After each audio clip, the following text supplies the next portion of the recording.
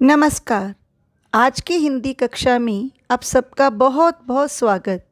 मैं रजनी शर्मा, आपकी हिंदी अध्यापिका। आज हम और आप मिलकर करेंगे पाठ 12 लखनवी अंदाज। यह पाठ यशपाल जी द्वारा लिखित है। यह पाठ उन्होंने व्यंग्य रूप में यह साबित करने के लिए लिखा था कि बिना कथ्य के कहानी लिखी ही नहीं जा सकती। हाँ, एक स्वतंत्र रचना के रूप में इस रचना को पढ़ा अवश्य जा सकता है। यशपाल उस सामंती वर्ग पर कटाक्ष करते हैं जो वास्तविकता से बेखबर एक बनावटी जीवन शैली का आदी है। कहना न होगा कि आज के समय में भी परजीवी संस्कृति को देखा जा सकता है। तो चलिए आरंभ करते हैं पाठ का सारांश। लेखक को बहुत दूर नहीं जाना था। रेलगाड़ी के सेकंड क्लास में अधिक किराया लगता है। फिर भी लेखक ये सोचकर उस सेकंड क्लास के डिब्बे में भीड़ से बच सकेगा और नई कहानी के बारे में सोच सकेगा, वह सेकंड क्लास का टिकट ले लेता है। सेकंड क्लास में खिड़की से प्राकृतिक दृश्य भी देखे जा सकते हैं। लेखक सेकंड क्लास के एक छोटे से डिब्बे को खाली समझकर उसमें चढ़ गया। उसमें एक बर्थ पर लखनऊ की नवाबी मुद्रा में एक सफ़ेद पोश सज्जन पालथी मारे बैठे थे। उनके सामने दो ताजे चिकने खीरे तौलिए पर रखे थे।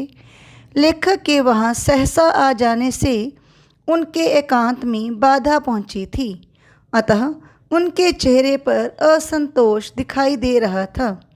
नवाब साहब ने लेखक के प्रति कोई उत्साह नहीं जताया।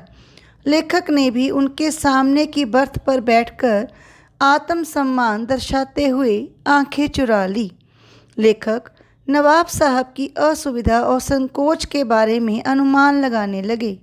संभव था नवाब साहब ने बिल्कुल अकेले यात्रा करने के ख्याल से, किफ़ायत के विचार से सेकंड क्लास का टिकट लिया हो और उन्हें अच्छा न लगा हो कि शहर का कोई सफ़ेद पोश उन्हें मंझले दर्जे में सफ़र करते हुए देखे।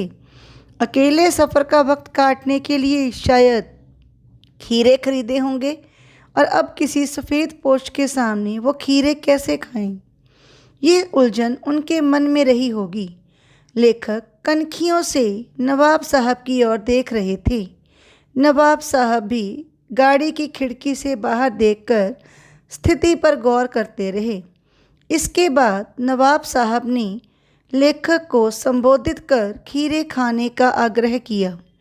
लेखक को नवाब साहब का अचानक भाव परिवर्तन करना अच्छा नहीं लगा। उन्हें लगा कि नवाब साहब शराफत दिखाने के लिए ऐसा कर रहे हैं, अतः शुक्रिया कहकर मना कर दिया। फिर नवाब साहब ने खीरों के नीचे रखा तौलिया झाड़कर सामने बिछा दिया। खीरों को पानी से धोया, तौलिए से पोंछा, जेब से चाकू निकालकर खीरे के सिरे काटे, उन्हें गोद कर झाग निकाला, फिर खीरों को छीलकर तौलिए पर सजाया। इसके बाद नवाब साहब ने बहुत करीने से खीरे की फांकों पर जीरा मिला नमक और लाल मिर्च बुरक दी। लेकिन लेखक यह सब देखकर सोच रहे थे कि मियाँ बनते तो रईस हैं, पर लोगों की नज़रों से बच सकने के लिए आज अपनी असलियत पर उतर आए हैं।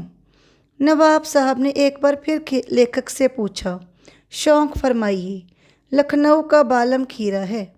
खीरों को देखकर लेखक के मुंह में पानी आ रहा था, लेकिन एक बार इनकार कर चुके थे, अतः आत्मसम्मान को बनाए रखना ज़रूरी था।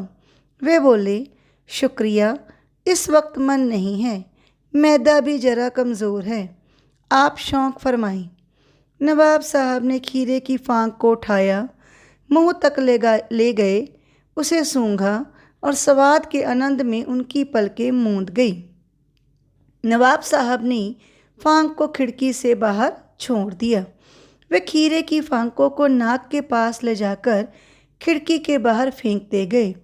इस प्रकार खीरे की सब फांकों को फेंककर तौलिए से हाथ और होंठ पोंछ लिए और गर्व से लेखक की ओर देखकर बोले, मानो कह रही हैं, ये है ख़ानदानी रईसों का तरीका। नवाब साहब खीरे की तैयारी और इस्तेमाल से थक कर लेट गए और लेखक गौर कर रहे थे कि खीरा इस्तेमाल करने के इस तरीके को खीरे की सुगंध और स्वाद की कल्पना से संतुष्ट होने का सूक्ष्म और नफीस तरीका ज़रूर कहा जा सकता है, परंतु क्या सच में इस तरीके से पेट भरा जा सकता है? नवाब साहब की ओर से भरे पेट की डकार का शब्द भी सुनाई दिया।